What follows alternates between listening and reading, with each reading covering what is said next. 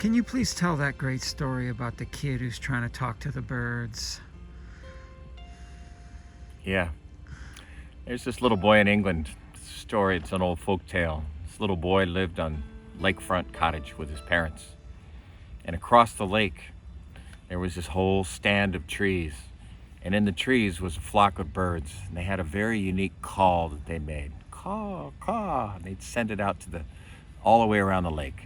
And he was so mesmerized by that. And he was so drawn to those birds that he decided one day that he would learn how to make that sound that they make so he could join them. So he practiced and he practiced. And he'd listen to it in the morning and he'd refine it. And he finally got it down. One morning he went out and he said, okay. They started making their noises and he sent out that same noise in their direction, thinking that they would join in a cacophony of response. They didn't. Nothing. They didn't respond. Nothing. Silence. And he was incredibly disappointed. And he kept trying. They didn't move a whit. So then he disappointed for a while, for a month or two, and they still making all their sounds, and he's drawn to them. He wants to be a part of that. And he finally has a realization. He says, you know what? I'm going to develop my own call, my own sound that I make that comes from my heart. That's unique. It doesn't sound like them at all. Doesn't sound like them at all. And he works on that for a while, 2 or 3 weeks, and he works on that.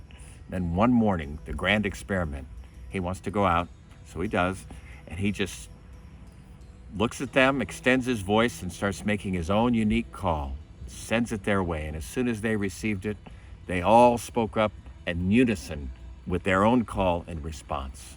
Mm-hmm. So to me, the story is about we have an authentic voice.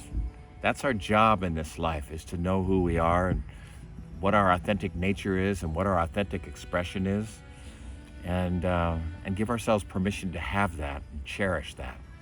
And we're not at our best when we're copying. No, but that's one of the ways that we find ourselves, is we copy things that we're drawn to, that we're enthused about. It's like, wow, I like that.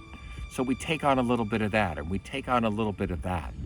And that constellation of different people we're drawn to, that we copy or mimic, that's one of the ways that we learn about who we are.